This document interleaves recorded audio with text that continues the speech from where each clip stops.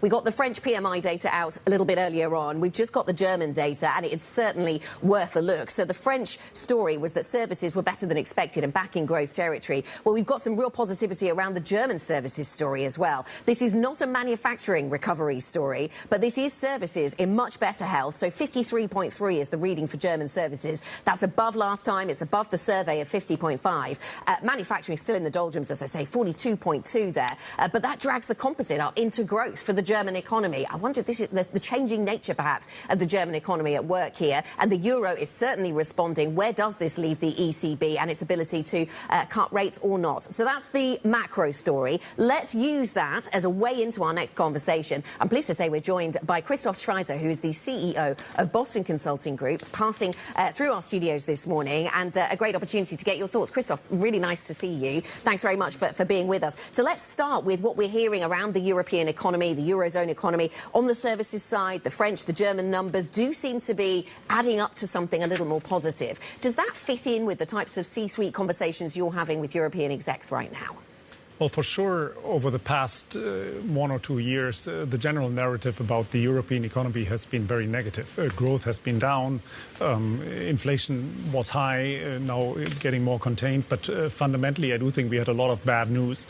What we have been observing, and also in my conversations with many CEOs, is that there's a bit of a detachment between what the economies felt like and how the companies that are headquartered in Europe actually did. Look at the leading German companies. I mean, they kept growing. They kept investing, but of course in a very, very global way. And so there has been much less overlap between the German economy and the success of German companies. And I do think we are now slowly but surely starting to see some of the metrics pick up. You mentioned the PMI. That's good to hear. Yeah, I'm glad to hear that news. In fact, I do believe that there might be some more positive news coming about Europe over the coming months and quarters. OK, so you have a slightly more positive outlook, things improving around the European growth story. Let's go from that to the sort of real big picture thinking that no doubt C-suite execs are doing right now around AI. And I know that this is just something that you're working on a lot. You're pivoting increasingly your workforce. You're hiring towards that. How big is the AI business going to be for you? Take us forward, Christoph, a few years, 5 years, 10 years. How much of what you do is going to be centred around AI? Well, what we observe is that it's a very interesting point in the kind of adoption curve of AI and generative AI in corporate settings. We are at this point that the kind of Gen AI experimentation of 2023 is now turning into a company-wide and function-wide transformation of what companies do and how they operate. And that's a very interesting moment in the history of that technology. And we anticipate that there will be some companies that are true winners who make this a very productive and high return on investment technology, and then others who are going to be laggards and who are left behind. As BCG, we do advise companies on their biggest and most complex challenges, and not surprisingly, technology, AI and Gen AI is one of those items. It's very high on the agenda. We are approaching 20% of our revenue in 2024 coming from AI and Gen AI, which is one of the biggest growth vectors and frankly, one of the biggest growth stories we have ever seen in our business. That's in 61 years. I mean, that's very quick. I mean, absolutely. Well, we've been investing in AI for about a decade. Yeah, it's not that predictive AI is totally new, but generative AI came in as an additional vector over the past 18 months. And so, look, we are getting close to 20%, and we anticipate that that'll double over the next few years. And so it's becoming a major part of our business. When we talk about the regional breakdown, though, walk us through where that growth is coming from the consulting business in particular. It feels like the Middle East is the hot spot lately. What challenges do you find there? Well, the Middle East is an incredibly important growth vector for so many industries. I mean, if I talk to CEOs of any multinational company right now, also of the leading banks and financial services players, I mean, the Middle East is very high on their growth agenda. That's true for professional services firms as well. It is a major growth vector, but I mean, it's still a relatively small part of the overall mix. What we are observing is that our type of services are in demand, and actually in growing demand in every part of the world. It's not that there are a few countries that drive it and others that don't. We see, I mean, the whole question that we just spoke about, AI and generative AI and tech, that's the same question for companies in Japan and in the Middle East and in core Europe and in the US and in Brazil. So it doesn't really differentiate that much. Talk to us about the labor picture that BCG is growing, but perhaps not growing as fast as it did say, a year ago. In 2023, I think the stat is something like 2,000 employees hired. It's 5 times fewer than the previous year. Why that slowdown? Well, the 2,000 is just the net addition of capacity and growth of our team. We actually continue to hire very significantly, and we will do that, and we are doing that also in 2024.